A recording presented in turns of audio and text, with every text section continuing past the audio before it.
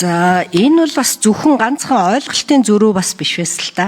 Энэ дээр одоо энэ хууль батлагдсанаар жижүүрийн шүүхүүд ажиллаж эхэлсэн гэж би ойлгосон. Жижүүрийн шүүх. Тэгэхээр одоо ямар нэг асуудал гарахад жижүүрийн одоо амралтын өдөр баяр ёслолоор жижүүрийн шүүхүүд энийг нь одоо хянаж үзээд ингээд энэ нь бол бас нэг шүүхийн шийдвэрийн нэг хэлбэр болж байгаа мó л гэж бодсон.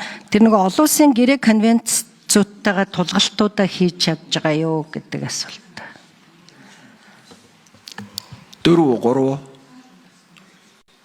За 4-р микрофон. Мигвар дарга. За олон улсын гэрээ конвенцийн одоо хороодоос өгсөн зөвлөмжийг хэрэгжүүлэх хүрээнд бол манай шинэ хууль зүйн дотоод хэргийн салбарт хамаарах хууль тогтоомжоо бол нийцүүлэх чиглэлийг бол бид нар хийгээд явж байгаа. Одоо ялангуяа сая бид нар хууль зүйн дотоод хэргийн яамны хэрэгжилтийг хариуцсан одоо 2 конвенцийн тайланг бол хамгаалсан. Үүнтэй холбоотой өгсөн зөвлөмжийг хэрэгжүүлэх төлөвлөгөөг бол засгийн газрын хуралдаанд танилцуулж төлөвлөгөөгөө бол батлуулчихсан. Энэ дээр бол одоо зөвлөмжийг хэрэгжүүлэх хүрээнд холбогдох засгийн газрын гишүүд, улсын их хурлд ажиллаа тайлагнадаг байгууллагууд, шүүх эрх мэдлийн чиглэлийн шүүхийн ерөнхий зөвлөл, шүүхийн сахилгын ороо гэх мэт авилгатай тэмцэх газар хүний эрхийн үндэсний комисс чиглэлийн байгууллагуудын одоо хариуцах ажлуудыг бол тодорхойлоод засгийн газраас бол батлаад өгсөн байгаа.